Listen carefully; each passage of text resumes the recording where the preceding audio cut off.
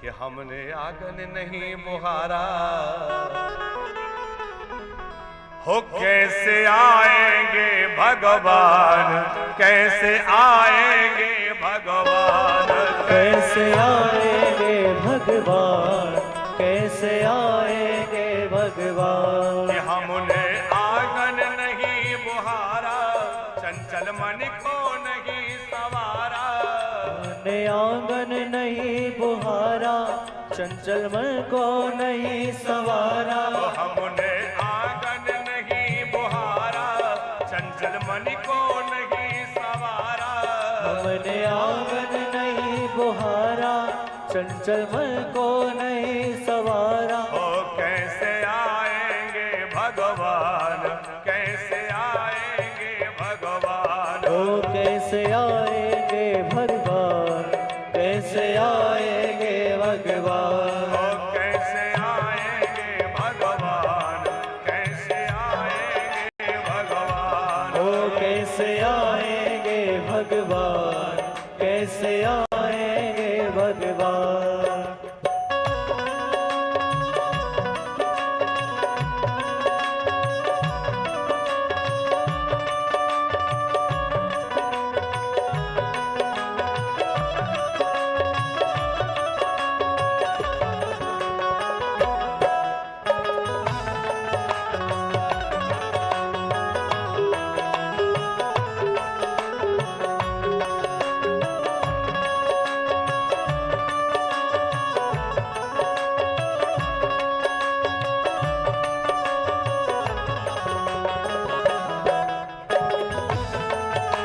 ताली बजाते हुए हो फिरार है।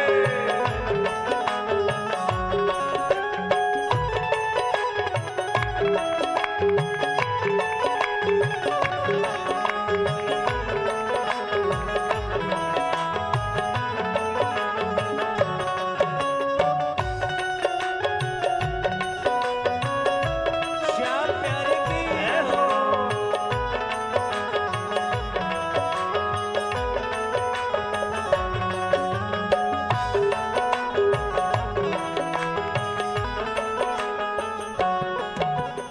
हर कोने कलमस कसाए की लगी हुई है ढेरी, हर कोने कलमस कसाई की लगी हुई है ढेरी। नहीं ज्ञान की किरण कहीं भी, हर कोटरी अंधेरी, नहीं ज्ञान की किरण हर कोठरी अंधेरी। आंगन चौबारा अंधियारा, आंगन चौबारा अंधियारा, कैसे आएंगे भगवान, कैसे आएंगे भगवान, ओ कैसे आएंगे भगवान, कैसे आएंगे भगवान। हमने आंगन नहीं बुहारा, चंचल मन को नहीं सवारा, हमने आंगन नहीं बुहारा, चंचल मन को नहीं सवारा। ओ कैसे आएंगे भगवान, कैसे आएंगे भगवान, ओ कैसे आएंगे भगवान, कैसे आएंगे भगवान।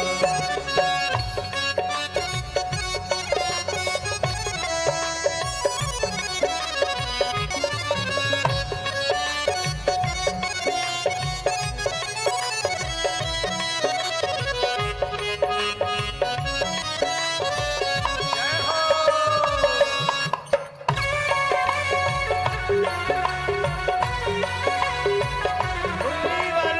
जय हो।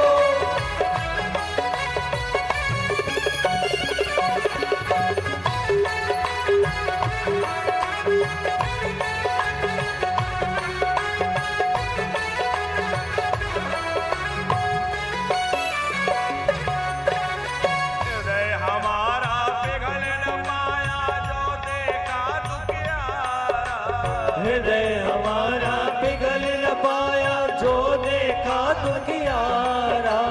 किसी पंथ भोले ने हमसे पाया नहीं सहारा, किसी पंथ भोले ने हमसे पाया नहीं सहारा। सूखी है करुणा की धारा, सूखी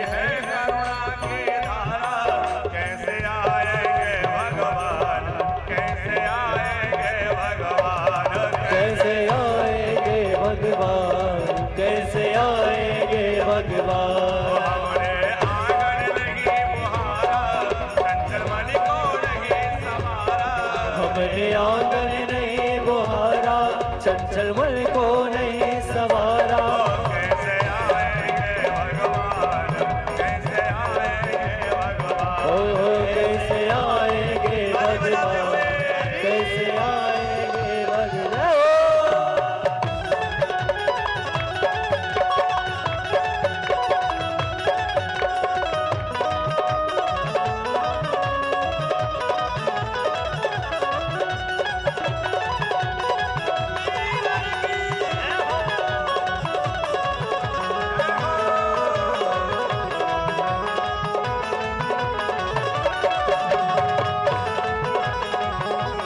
अंतर के पट खोल देख लो, ईश्वर पास मिलेगा। अंदर के पट खोल देख लो, ईश्वर पास मिलेगा। हर प्राणी में ही परमेश्वर काया भास मिलेगा। हर प्राणी में ही पर आभास मिलेगा। सच्चे मन से नहीं बुलाया, सच्चे मन से नहीं बुलाया।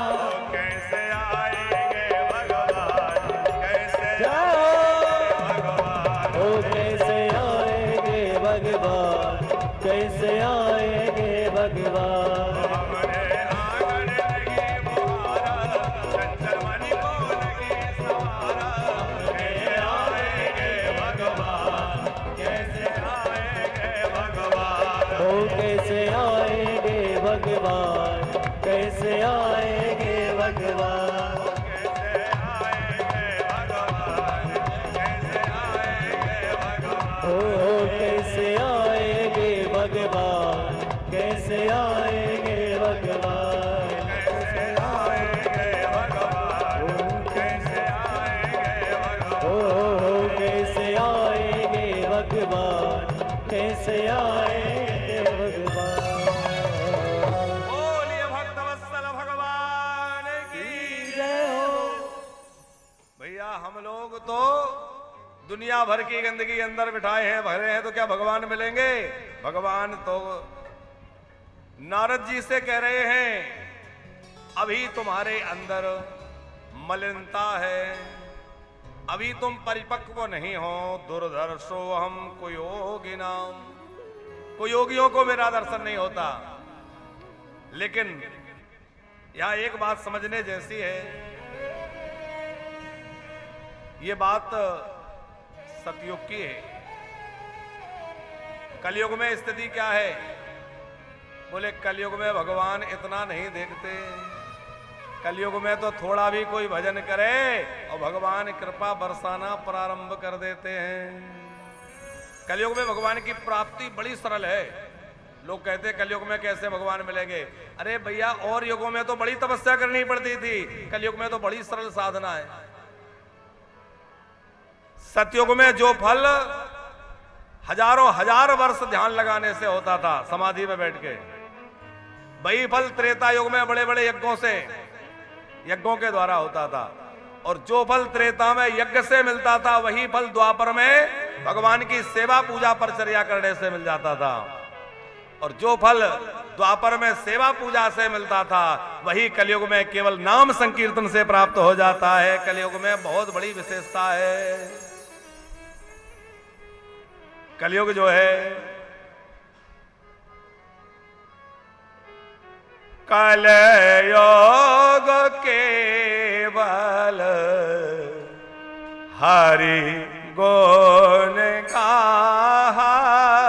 कलयुग केवल हरि गुण गावा।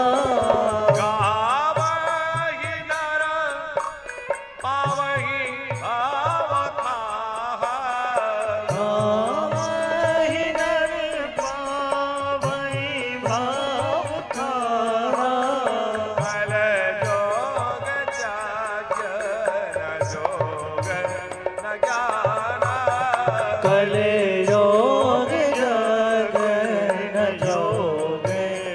गाना, एक आधार राम गुण गाना, एक आधार राम आधार, एक आधार राम गुण गाना।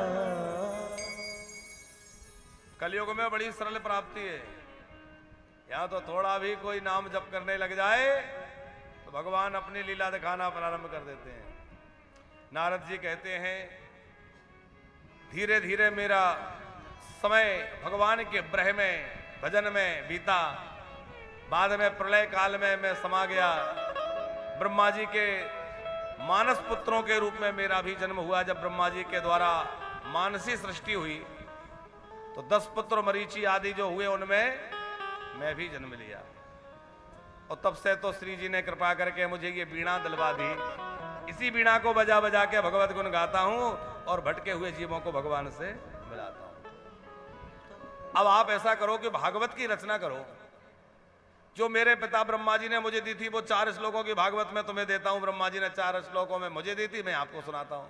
तो नारद जी 4 श्लोकों की भागवत व्यास जी को सुना गए।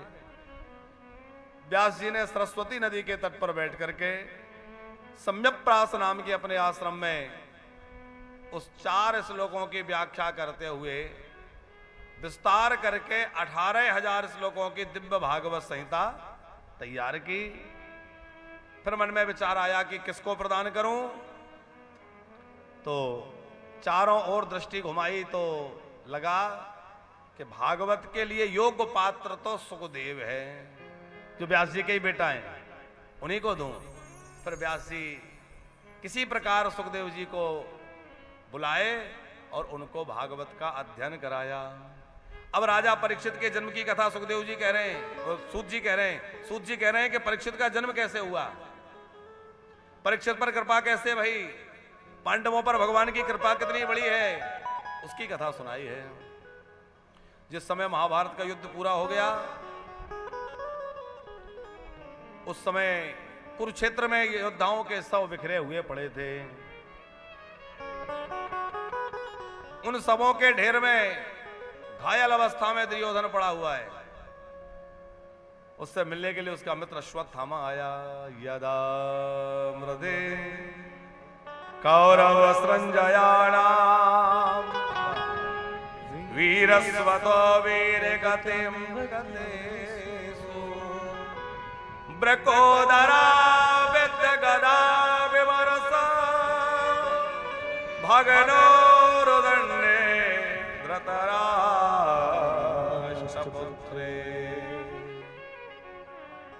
उस धृतराष्ट्र माने अंधे के पुत्र, धृतराष्ट्र के पुत्र कह रहे हैं। क्यों? बोले मोह में अंधा था, उस मोह के कारण ही आज दुर्योधन की ये दुर्दशा भई। यदि अनीति नहीं की होती तो ये दशा नहीं भई होती। अनीति से धन होते हैं बरस 5 अरु 7, तुलसी 12 बरस में झड़ा मूड से जात। अनीति और अधर्म का कमाया हुआ धन 10-12 वर्ष तक तो खूब फलता है। उस समय तो लगेगा वाह, और बाद में रह जाएगी आह। इसलिए भैया भले ही थोड़ा मिले पर सुकून से खा सकें, हैं? आज हालत ये है, चाहे जैसे हो, धर्म से हो अधर्म से हो, नीति हो अनीति हो, कुछ भी हो आ जाए, लेकिन बाद में हमारी बड़ी विडंबना उसके कारण होती है। संतानें बिगड़ जाती हैं, बच्चे नालायक हो जाते हैं।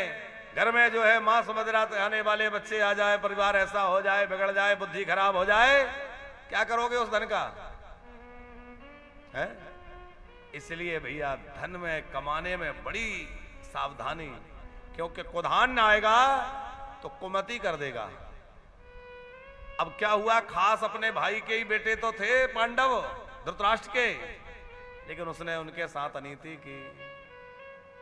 और भाई के बेटों से अनीति की तो खुद का एक भी बेटा नहीं बचा, 100 के 100 चले गए। 99 मर चुके थे, दुर्योधन मृत्यु की कगार पर था, भीमसेन की गदा से उर्दंड टूट चुके थे, जंघाएं खंडित हो गईं। रो रहा था, अश्वत्थामा मिलने आया, हम हार गए, बहुत बुरा हुआ। अरे बुरा तो होना ही था, इतना ही तुझे यदि हमदर्दी थी तो पहले सच्चे रास्ता दिखाता कि इस अन्याय के रास्ते पे मत चलो। लेकिन बड़ी बात यह है कि अभी भी अश्वत्थामा ये नहीं कह रहा कि अब तो राम नाम ले, मैं तेरे शत्रुओं को मार के तुझे अंतिम भेंट प्रदान करूंगा। और मारने के लिए गया और सोते हुए पांडव समझ के उनके बच्चों के ही सर काट के ले आया। दुर्योधन ने कहा भाव रही है पांडवों के सने के उनके बेटों के। रोते रोते दुर्योधन के प्राण निकल गए। अश्वत्थामा भी बच्चों की हत्या के कारण लज्जित हो चुका था, निस्तेज हो गया था। उधर जब द्रौपदी ने अपने पुत्रों की यह दशा देखी कि सर कट चुके थे, 5-5 बेटे मरे हुए पड़े हैं, बहुत रोई द्रौपदी। माता शिशूनां निधनं सुतानां शम्य घोरं परितप्यमाना तदा दुरद्वास कलाकुलाक्षी तान् सांत्वयन्नाः किरीटमाली। द्रौपदी बहुत रोई, कृष्ण को पुकारा। पांडवों के साथ द्वारिकाधीश कृष्ण जब आए, अर्जुन ने प्रण किया कि जिसने इन बालकों की हत्या की है मैं उसको मारने के बाद ही अन्न जल ग्रहण करूंगा। अश्वत्थामा का पीछा किया, बंदी बना के द्रौपदी के चरणों में डाल दिया। द्रौपदी ने सोचा एक बार देखूं तो सही वो दुष्ट हत्यारा कौन है, पर नजर उठा के देखा तो आंखें खुली की खुली रह गई। अरे ये तो गुरुजी के बेटा है, ये तो अश्वत्थामा जी है। कोप की मुद्रा विनय में बदल गई, हाथ जुड़ गए, प्रणाम करने लग गई और कहा क्या हम लोग अपना ऐसे ही धर्म निभाएंगे? हम क्षत्रिय हैं, एक तो ये ब्राह्मण है और एक तो गुरुजी के बेटा, और इनको तुमने बंदी बना रखा है, ये कितनी बुरी बात है, छोड़ो इनको। अर्जुन बोला लगता है तुम्हें पता नहीं है कि यही हत्यारा है। द्रौपदी बोली अब हत्यारा हो चाहे जो हो, मैं इसमें हत्यारा नहीं देख रही हूं, मैं तो इसमें अपने गुरुपुत्र का दर्शन कर रही हूं, मैं तो इसमें ब्राह्मण का दर्शन कर रही हूं। अब आप विचार करो उसकी विचारधारा कितनी ऊंची होगी। कोई पुरानी घटना हो तो बात समझ में आए कि चलो क्रोध शांत हो गया। अभी बच्चों के सर कटे हुए धड़ सामने पड़े, तो एक नहीं 5-5 बच्चे। अच्छा युद्ध में मारे गए हों सो बात समझ में आए कि युद्ध था, सोते हुए मारा। लेकिन द्रौपदी का तर्क यह है कि इन्होंने अनीति की, अधर्म किया, पर हम अपना धर्म क्यों छोड़ें?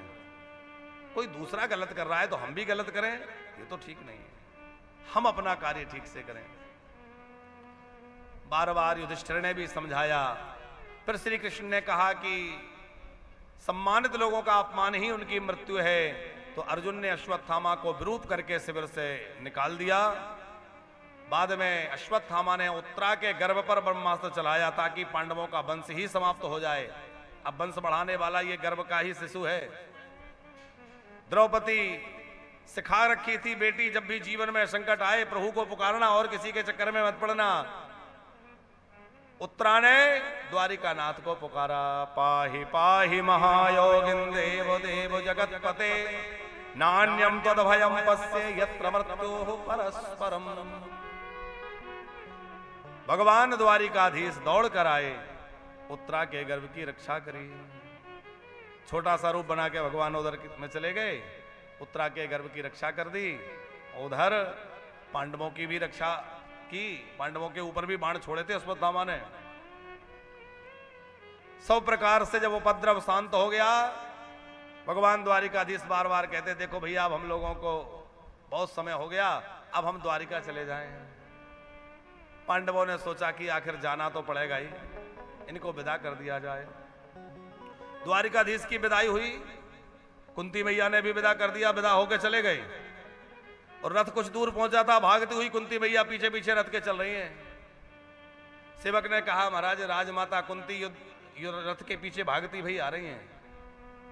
श्री कृष्ण ने रथ रुकवाया, नीचे उतरे, बुआ जी ये क्या नाटक है, अभी मैं आपसे विदा लेके आ रहा हूं, पीछे क्यों भाग रही हो? बोले कुछ कहना है।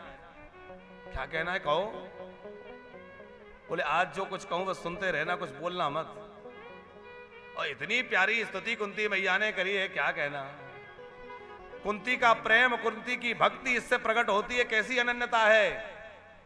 और कुंती की इस भक्ति का ही परिणाम है कि पग पग पे भगवान कुंती की रक्षा करते रहे, कुंती के पुत्रों की रक्षा करते रहे। नमस्ते नमस्ये पुरुषं त्वाद्याम ईश्वरां प्रकृते परां अलेक्षं सर्वभूतानां अंतर्बहिरवस्थिता। कृष्णाय वासुदेवाय देवकी नंदनाय च नंद गोपी कुमाराय गोविंदाय नमो नमः। 26 श्लोकों में कुंती मैया ने गजब की स्तुति भगवान की और क्या दिव्य उद्गार दिए हैं प्रभु। अंदर भी आप बैठे हैं, बाहर भी आप हैं, अंतर बहिर्वस्थितम, लेकिन ना आप अंदर दिखते ना बाहर दिखते, गजब की माया है? मुझी में रह के मुझी से पर्दा है। एक भक्त ने बहुत प्यारा गाया है, एक लाइन गा देते हैं, वैसे तो ज्यादा समय नहीं है। कि मुझी में रह कर मुझी से पर्दा, पर्दा हटाना जरूरी होगा, पर्दा हटाना जरूर होगा।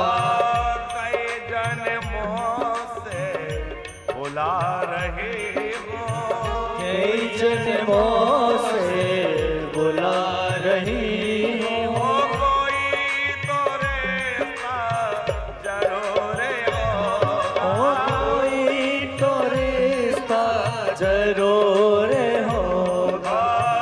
कई जन्मों से बुला रही हो, कई जन्मों से बुला रहे हो, कोई तो रिश्ता जरूर हो होगा।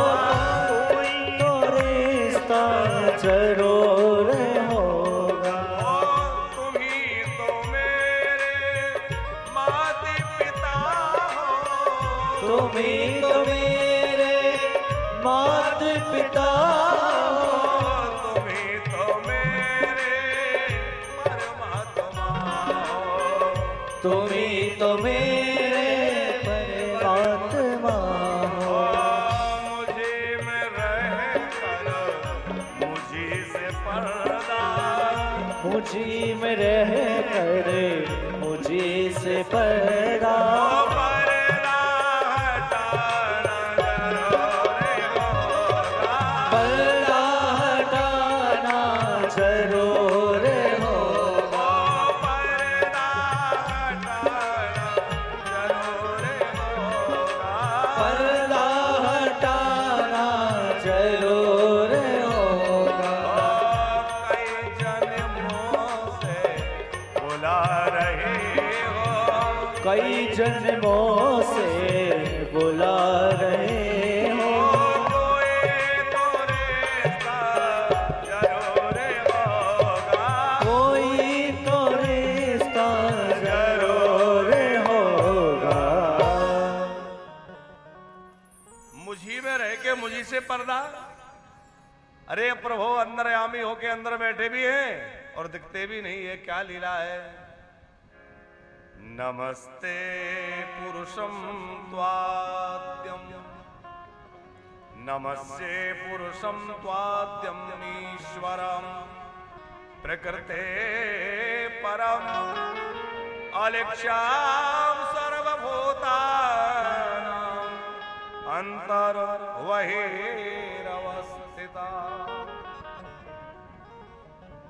कुंती जी कह रही हैं प्रभु आप ही वसुदेव नंदन देवकी नंदन है, आप ही नंद नंदन यशोदा नंदन है, लेकिन ये सब आपका नाटक है। वस्तुतः आप ना यशोदा नंदन है ना देवकी नंदन है, आप तो जगत के पिता हैं, परमेश्वर हैं। मैं इस बात को जानती हूं। आप मेरे भतीजे नहीं हैं, आप नंद गोप कुमाराय नहीं है। आप क्या हैं? नमः पंकज नाभाय। सृष्टि के मूल कारण ब्रह्मा का जो उद्भव स्थान है वो कमल आपकी नाभि से उत्पन्न हुआ है। नमः पंकज नावाय नमः पंकज मालिने। आप सुंदर कमल की माला धारण करने वाले, कमल जैसे नेत्रों वाले, कमल जैसे आपके हाथ, भगवान के अंगों की उपमा कमल से दी जाती है सिंघल साहब। नेत्र कमल, कर कमल, चरण कमल, मुख कमल है। क्यों? क्योंकि कमल को ब्रह्मा जी ने नहीं बनाया, सारी सृष्टि ब्रह्मा जी की बनाई भई है, पर कमल में ब्रह्मा जी प्रकट भये। तो भगवान की उपमा ब्रह्मा की सृष्टि से नहीं, बल्कि ब्रह्मा की सृष्टि से परे। आपने देखा होगा कमल कीचड़ में रहता है, लेकिन कीचड़ कभी कमल के पुष्प पे नहीं रह सकता। जब कमल का पुष्प खिलता है तो भले ही कीचड़ में उत्पन्न हुआ है, पर जब वो खिलता है ऊपर आ जाता है, पानी की एक बूंद भी उस पर ठहरती नहीं है पानी में ही। उसी प्रकार परमात्मा है इस मायामय संसार में, पर माया उसको छू भी नहीं सकती, क्योंकि वो मायापति है। जो उन प्रभु को चरणों में चला जाए वो भी माया से बच जाएगा। इसलिए कमल की उपमा दी जाती है, जैसे कमल जल में रह के भी उससे पूरी तरह पृथक रहता है, भगवान इस सृष्टि में रह के भी इससे अलग रहते हैं। बड़ी सुंदर कुंती मैया की स्तुति भई है। भगवान ने सोचा कि अब इतनी प्यारी स्तुति कुंती मैया कह रही हैं, अभी मैं नहीं जाता हूं, द्वारिका कुछ दिन और रहता हूं। और इसलिए भी ठहर गए कि एक जरूरी काम याद आ गया। क्या? बोले अभी ब्रह्मा जी मेरी प्रतीक्षा कर रहे हैं, तो ब्रह्मा जी की प्रतीक्षा पूरी करना है। वो पितामह भीष्म प्रतीक्षा कर रहे हैं। पितामह भीष्म के पास बाणों की सैया पे जो पड़े हैं, युद्ध भूमि में भगवान गए और जाकर भीष्म जी को दर्शन दिया। पितामह भीष्म ने प्रभु को आया हुआ देख करके बड़ी सुंदर स्तुति करी है। पहले युधिष्ठिर महाराज को सुंदर उपदेश दिया और उसके बाद में भगवान की बड़ी प्यारी स्तुति करी, और फिर भगवत चिंतन करते करते पितामह भीष्म अपना चित्त, अपनी बुद्धि सब कुछ भगवान के चरणों में लगा के और अपना महाप्रयाण किए हैं। बोले भक्तवत्सल भगवान की जय। उसके बाद भगवान कुछ दिनों बाद द्वारिका पधारे। उत्तरा ने उस बालक को जन्म दिया जिसकी रक्षा भगवान ने की थी। उनका नाम विष्णुरात हुआ, बाद में वही परीक्षित नाम से विख्यात हुए। धीरे धीरे बालक बड़ा हो रहा था। एक बार युधिष्ठिर जी ने कहा कि भाई अर्जुन तुम जाओ और जाकर द्वारिका से हमारे प्रभु द्वारिकाधीश का समाचार लेके आओ कि वो कैसे हैं। अब अर्जुन गए तो थोड़े समय के लिए थे, लेकिन बहुत दिनों बाद लौटे, और लौटे तो ऐसे दुखी होके लौटे। मुख लटका हुआ है, कांति फीकी पड़ी हुई है। तो अर्जुन की ऐसी दशा देख के युधिष्ठिर जी को चिंता हो गई, क्या बात है भाई, ऐसे क्यों हो गए, तुम्हारे साथ ऐसा क्या हो गया। रोते रोते अर्जुन ने कहा कि अब हमारे प्रभु अपनी लीला पूरी करके अपने स्वधाम चले गए, द्वारिकाधीश सब चले गए। इतना सुनते ही कुंती ने तो प्राण त्याग दिए। युधिष्ठिर आदि ने अपने राज सिंहासन को छोड़ के, युधिष्ठिर ने कहा अब हम लोग भी यहां नहीं रहेंगे, हम लोग यहां से चले जाएंगे। तो बालक कोई परीक्षित को राजगद्दी पर बिठाया, हिमालय पे निकल गए और स्वर्गारोहण किया। उत्तर की पुत्री इरावती से महाराज परीक्षित का विवाह हुआ। 4 पुत्र हुए, जिनमें बड़े का नाम जन्मेजय। बड़ा धर्म पूर्वक शासन है महाराज परीक्षित का, बड़े धर्मात्मा राजा हुए। युधिष्ठिर जी की गोद में खेले, पूरी पृथ्वी को अपने बस में करके पूरी पृथ्वी पर बड़ा सुंदर शासन कर रहे हैं। एक बार दिग्विजय पर गए तो देखा कि एक काला सा व्यक्ति गाय और बैल को मार रहा है। वो बैल कोई और नहीं था, बैल के रूप में धर्म देवता थे, और गाय के रूप में पृथ्वी थी। 4 पैर से धर्म रहता है। धर्म के 4 पैर कौन कौन से हैं? आप लोगों को याद है कौन कौन से हैं? सत्य, तप, पवित्रता और दया। इन 4 पैरों पे धर्म टिका हुआ है। सतयुग में 4 पैरों से रहता है, त्रेता में 3 ही रह जाते हैं, द्वापर में 2 और कलयुग में केवल 1 पैर रह जाता है, वो है सत्य का। लेकिन यह दुष्ट कलयुग उस 4थे पैर को भी तोड़ना चाहता था। ये भी ना रहे तो धर्म पूरी तरह से गिर जाए, समाप्त हो जाए। धर्म पदई के न चरण विक्षायामुपलभ्यगाम एक पैर से धर्म चल रहा है, वो बैल एक पैर से चल रहा है, और कलयुग उसको भी तोड़ना चाहता था। परीक्षित को सहन नहीं हुआ, जैसे कलयुग को मारना चाहा उसने पैर पकड़ लिए। अब क्षत्रिय स्वभाव है, कोई पैर पकड़ ले तो भले ही कितना ही बड़ा अपराधी हो, फिर उसको मारते नहीं। और ये भगवान का भी स्वभाव है। शरण गए प्रभु ताहि न त्यागा, शरण गए प्रभु ताहि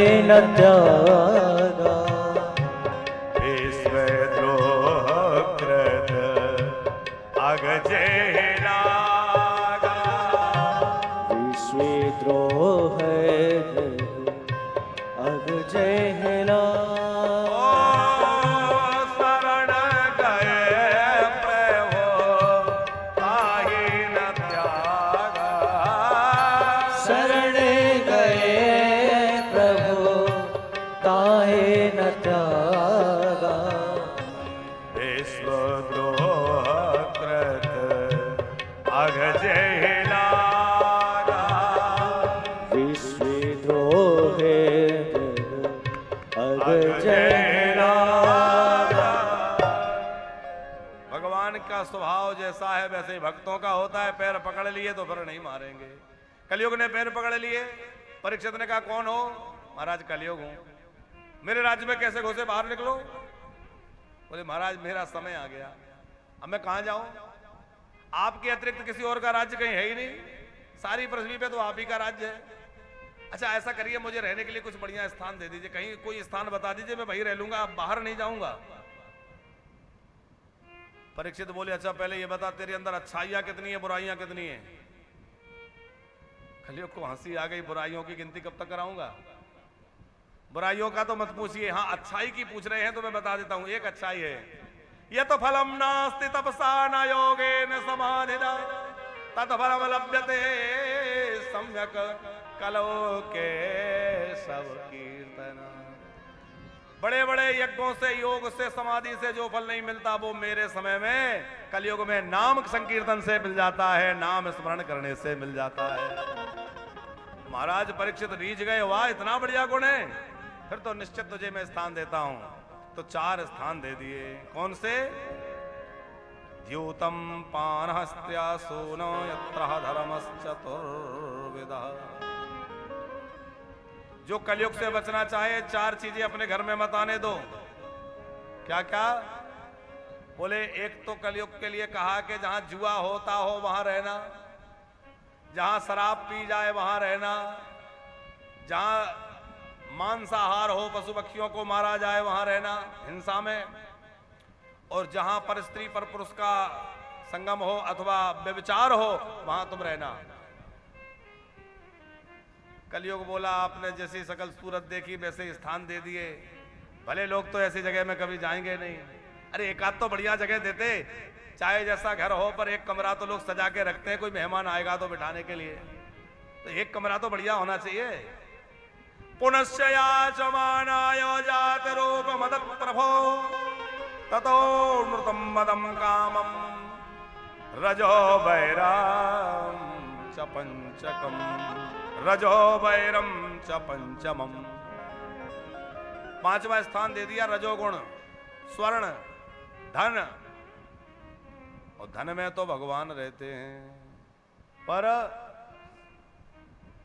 अनीति और अधर्म पूर्वक जो धन कमाया जाता है उसमें कलयुग रहता है।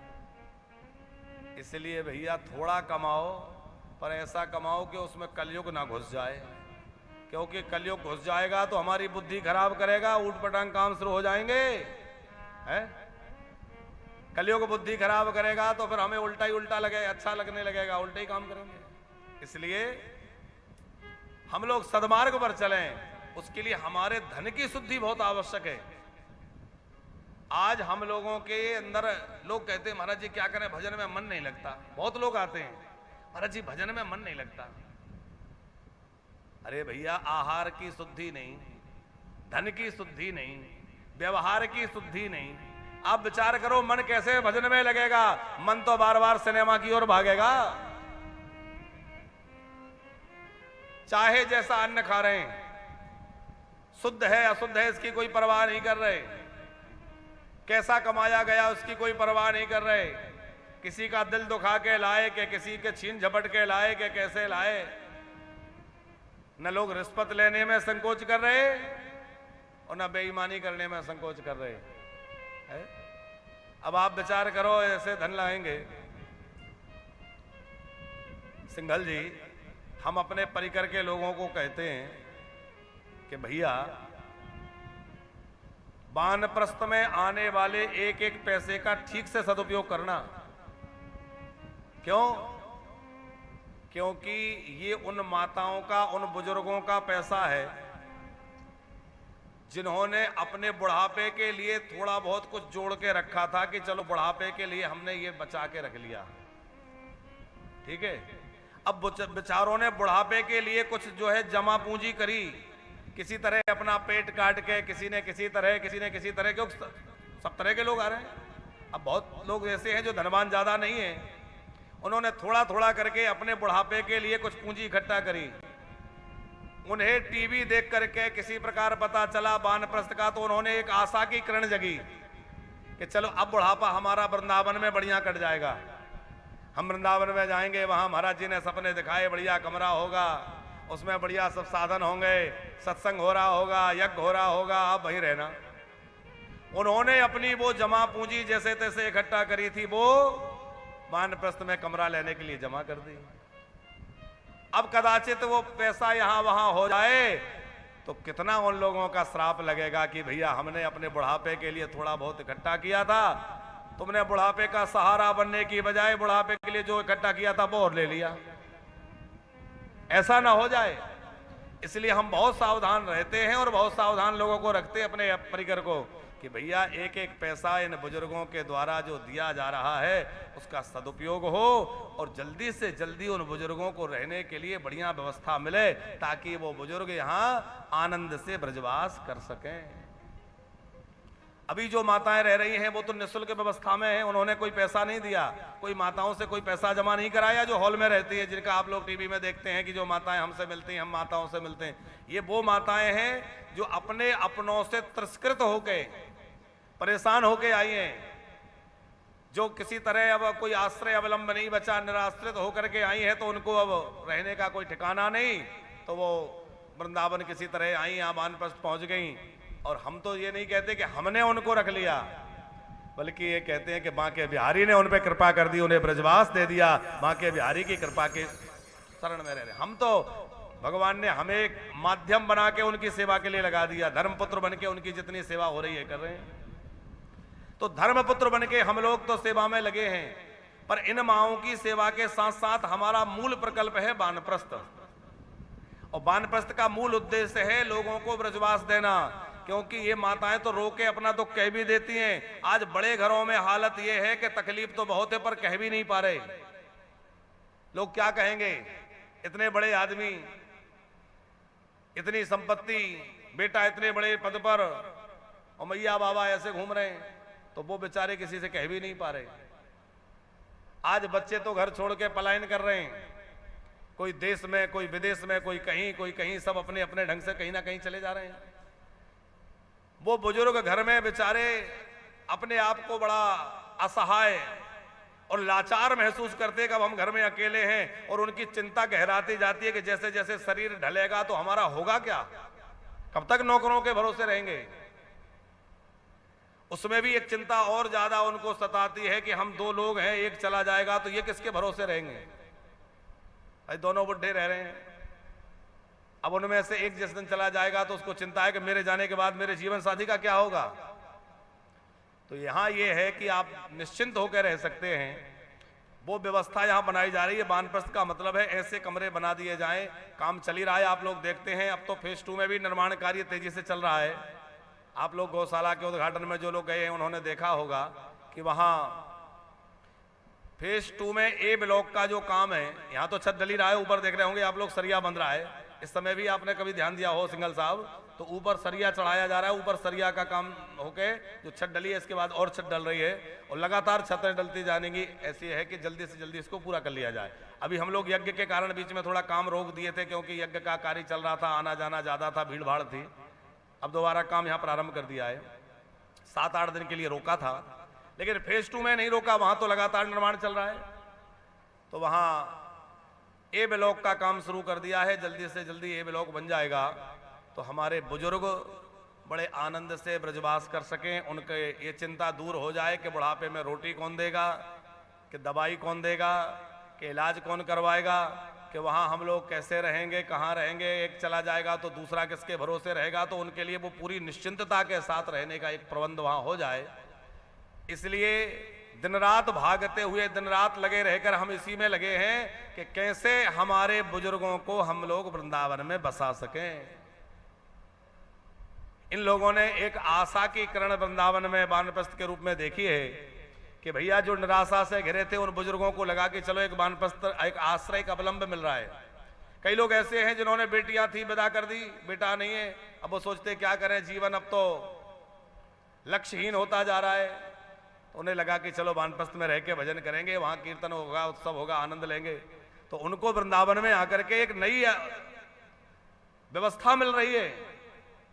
तमाम लोग वृद्धाश्रम तो बना रहे हैं, पर वृद्धाश्रम और वानप्रस्थ में बहुत अंतर है, क्योंकि वानप्रस्थ का मतलब ऋषियों की परंपरा की व्यवस्था। तो आप लोग सब ब्रजवास के लिए वानप्रस्थ में आ सकेंगे, रह सकेंगे। और अभी हमने बीच में कहा था कि जो लोग इस समय साधना टीवी पर जुड़े हैं, ध्यान रखना है, कल से कथा आप लोग साधना टीवी पर ना देख करके ईश्वर टेलीविजन पर, ईश्वर चैनल आप सभी के यहाँ आता ही होगा, तो ईश्वर चैनल पे शाम को 4 बजे से 7 बजे तक कथा का प्रसारण होगा। आप लोग शाम को 4 से 7 ईश्वर टेलीविजन पर कथा का श्रवण लाभ ले सकेंगे। सब लोग समय का और चैनल का ध्यान रखेंगे।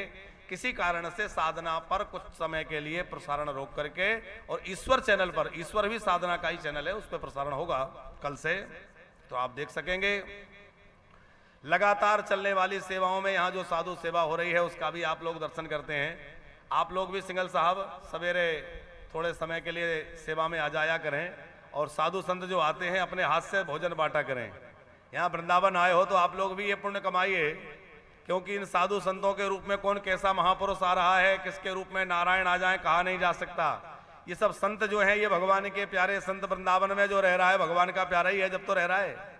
भगवान के प्यारे ये संत ब्रजवास करके भगवत भक्ति में लगे हैं। इन सब संतों की सेवा यथा शक्ति हम लोग करते हैं। सवेरे सवेरे सब आते हैं, सबको यहाँ भोजन वितरण किया जाता है। उनको रोटी, सब्जी, दाल जो हो सकता है प्रतिदिन बंटता है, हम रहें या ना रहें।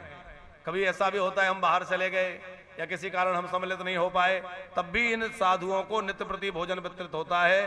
तो आप लोग भी वृंदावन आए हैं, और जो लोग टेलीविजन पर जुड़े हैं वो लोग भी, आपका मन हो कि चलो यहाँ साधु सेवा लगातार हो रही है, 5 साधुओं का हम भी करा दें, कि 11 साधु का करा दें, तो आप 11 साधुओं के भोजन के लिए भी सेवा कर सकते हैं, 5 साधुओं की सेवा कर सकते हैं, या एक दिन का पूरा अन्न क्षेत्र करा सकते हैं। तो एक दिन का संपूर्ण अन्न क्षेत्र केवल 3100 रुपए में जो साधु सेवा सवेरे की है वो होती है। एक दिन की पर्ची कटवाएं और एक दिन की सेवा पूरी कर दें।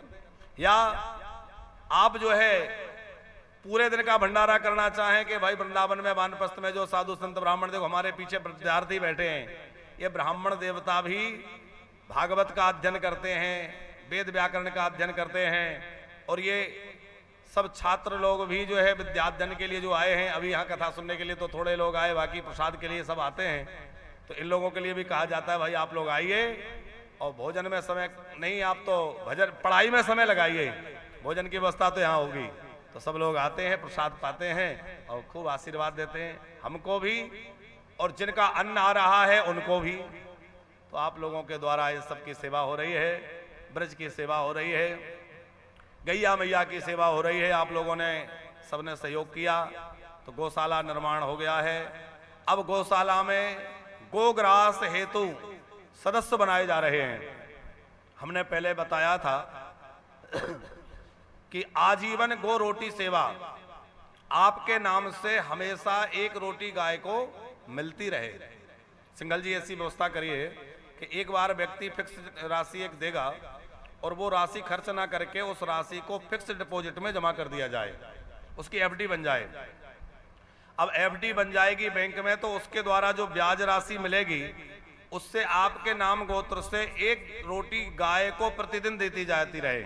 तो तो वो एक ऐसी व्यवस्था है कि आप जब तक हैं तब तक भी, और जब कभी आप ना भी रहेंगे तो भी हमेशा हमेशा आपके नाम से एक रोटी गैया को प्रतिदिन गोग्रास। देखो आजकल घरों में गोग्रास देना मुश्किल हो पा रहा है, गैया नहीं मिलती, फिर लोगों की व्यवस्था नहीं जुट पाती, तो यहाँ आप गोग्रास सेवा से जुड़ सकते हैं।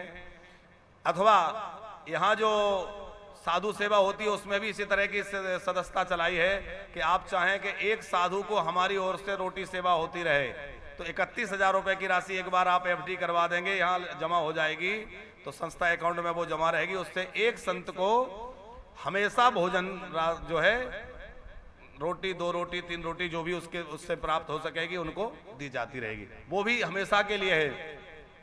तो उस सेवा से जुड़ सकते हैं। और आप वानप्रस्थ में हर सेवा में सहभागी बनके वानप्रस्थ को और मजबूत बनाते हुए इन सेवाओं को आगे बढ़ाना चाहते हैं, तो आप भी वानप्रस्थ की सदस्यता ग्रहण करें। वानप्रस्थ में 2-3 तरह की सदस्यता रखी है, संरक्षक सदस्य, आजीवन सदस्य, विशिष्ट सदस्य और सामान्य सदस्य, 4 तरह की सदस्यता है। तो आप जब भी वृंदावन आए आपको रहने की व्यवस्था, भोजन की व्यवस्था, साथ में ही आपके द्वारा दी गई राशि सेवा कार्यों में लग जाए, तो इस तरह से आप वानप्रस्थ की इन सेवा से जुड़कर सदस्यता भी स्वीकार कर सकते हैं। और गोचर भूमि खरीदी जा रही है, गौ माताएं आ गई हैं, गौशाला बन गई है, तो गौशाला में गोचर भूमि खरीदी जा रही है, तो उसमें गोचर भूमि के लिए भी आप अपना योगदान देके 1 फीट भूमि, 2 फीट भूमि अथवा 1 गज 2 गज भूमि दे करके गोचर भूमि, जिसमें गाय के लिए घास चारा उगाया जा सके, ऐसी भूमि के लिए आप योगदान कर सकते हैं। अक्षय दान ये वृंदावन में ब्रज भूमि दान करके आप कर सकते हैं। और निर्माण कार्य लगातार चल ही रहा है, आप लोग देखते हैं, यहाँ भी चल रहा है, माताओं के लिए हॉल बन रहे हैं, आप लोगों के लिए कमरे बन रहे हैं। कई लोग सोचते हैं कमरे का पैसा तो जो बनवा रहा है वो दे रहा है, पर भैया जो राशि ली जा रही है वो बहुत थोड़ी है और कमरे की लागत बहुत ज्यादा है। सिंघल साहब आप तो खूब मकान बनाते रहे हैं, और हमारे कल आए थे, वो तो कह रहे थे हमारा प्रोफेशन ही बिल्डर का है। तो आप लोग जानते हैं व्यक्ति जोड़ लेता है, बोले 12 बाई 16 गुणित कर लेता है, इतना ही तो हुआ, लेकिन उसमें कॉरिडोर है, पीछे एक बालकनी है, लिफ्ट लगेगी, जीना लगेगा, जनरेटर लगेगा, फिर और बाहर का जो इतना परिसर है वो सब भी तो आप लोगों के लिए है, नहीं है? तो व्यक्ति वो सब कैलकुलेशन नहीं कर। अच्छा बिल्डर लोग तो पूरा सुपर बिल्डअप एरिया निकाल देते, हम लोग थोड़े, हम कोई बिल्डर है ना बिजनेसमैन है, हम लोगों का तो सीधा भैया ये है कि आपको कमरा मिल जाए, आश्रम में ब्रजवास करो। तो केवल उस राशि से निर्माण होना संभव नहीं है, क्योंकि यहाँ तो जो लोग कमरे दिए हमने, जिस कमरों में आप रह रहे हैं अभी, मात्र 2,51,000 रुपए में कमरा दिया। आपको लगता है ऐसा कमरा 2,51,000 में बन जाएगा? जमीन की कीमत से लगभग 11 लाख, 10.5 लाख, 11 लाख का कमरा एक पड़ता है, यदि सब खर्चे बाहर के अंदर के निकाले जाएं, 10-11 लाख का कमरा पड़ता है। तो ये नहीं है कि आप लोगों के द्वारा जो राशि मिल गई उससे बन जाए, जन सहयोग से ही बनना है। पर उसमें माताओं के लिए हॉल बनाना है, उसके लिए तो अलग से ही व्यवस्था करनी पड़ेगी, मंदिर बनाना उसके लिए अलग से।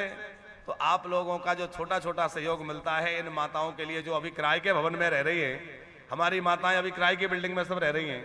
आप लोग प्रिया धाम में रुके हैं, उसके थोड़े और आगे एक बिल्डिंग है जिसपे बोर्ड लगे हुए हैं, वो किराए से ले रखी है, वहाँ माताएं रहती हैं, पर छोटी जगह है, अभी ज्यादा माताओं को नहीं रख पा रहे हैं। बहुत माताएं आती हैं, महाराज जी हमें भी रहना है, हम तो कैसे भी करके उनको, किसी को तो कहते हैं हॉल में सो जाओ, 2-3 तो यहाँ हॉल में सोती हैं, 4-5 जो बुजुर्ग हैं वो भी यहाँ सोते हैं। तो अब हम, हमारा स्वभाव है, मना कर नहीं पाते।